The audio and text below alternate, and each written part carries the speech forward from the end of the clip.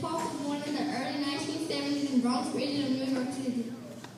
This style of music relies on sound system, vinyl records, and a DJ. The DJ selects music and runs the turntables to bring the music to life.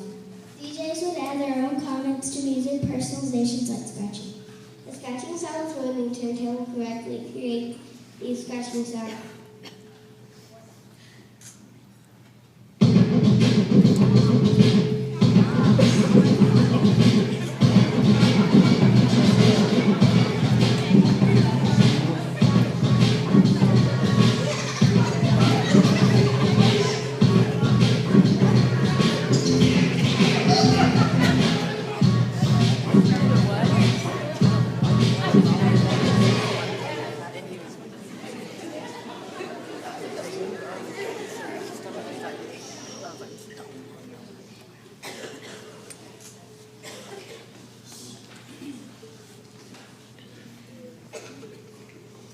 The popularity of this music gave rise to breakdancing. This style of dancing has been credited with reducing gang violence.